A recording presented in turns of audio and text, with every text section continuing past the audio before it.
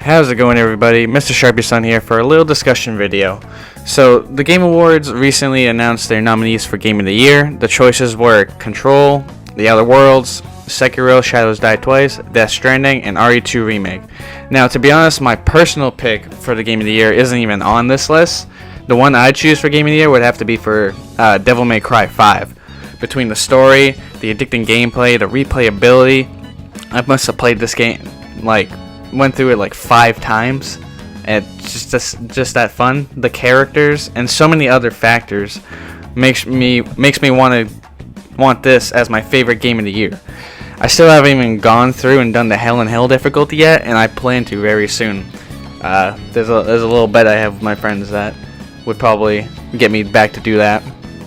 But if I were to choose my game of the year from the nominees that the Game Awards have, then it's gonna have to be Sekiro. But RE2 was a very close second, though, because that game is it's just very hard to pick from between those two games. Between the parrying system to the engaging story, you gotta discover yourself, but that's typical Soulsborne fashion games, you know. The unique bosses and just the setting in the game. Yeah, I know it's feudal Japan and it's been overplayed a lot, but it's probably, personally, my favorite setting to do for video games, you know. I played this game probably at least 3 times, you know, one for each playthrough to get the platinum. I got that personally because, you know, fucking enjoyed every minute of it and squeezed out every bit of content I could from it. And yeah, I mean, unless we're talking about the Demon of Hatred, I want to forget about that guy for my own freaking sanity. I haven't finished The Outer Worlds though, so I can't exactly put that on my list, but even if I still don't see it as a contender that would beat Death Stranding, RE2, or Sekiro. So, and I haven't played Death Stranding at all, or Control, but with Death Stranding, it's a different situation because the overwhelming positivity I've seen from that game, and all the love that it's been given, because, you know, Hideo Kojima has some pretty wacky games. Even if it's still wacky, people still love it.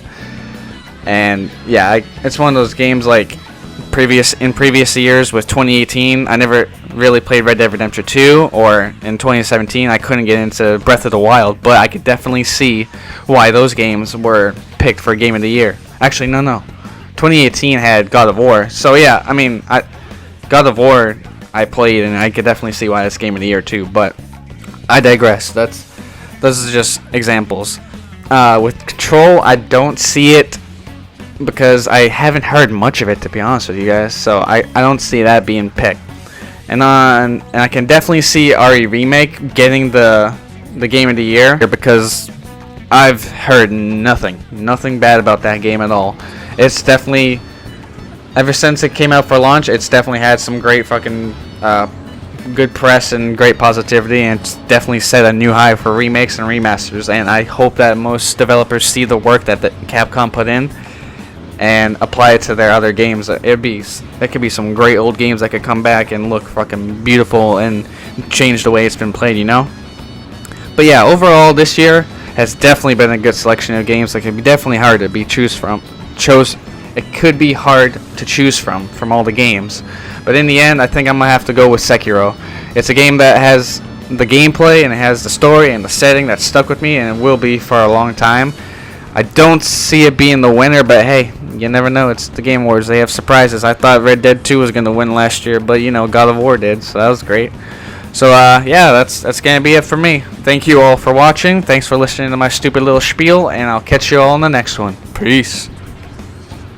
Also, I kind of want to point out that I completely forgot about Smash Ultimate, and that game, although it's not my pick for the year, that game definitely deserves it for all the fucking hard work Sakurai puts into that, and all the freaking references and all the content that you get in that game. And they always listen to the fans by putting in all the characters, all the references, all the music, the stages.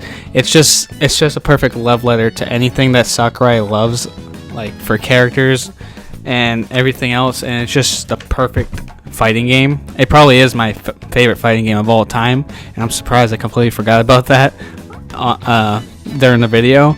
But yeah, this is my little honorable mention to Smash Ultimate. So yeah, alright, peace.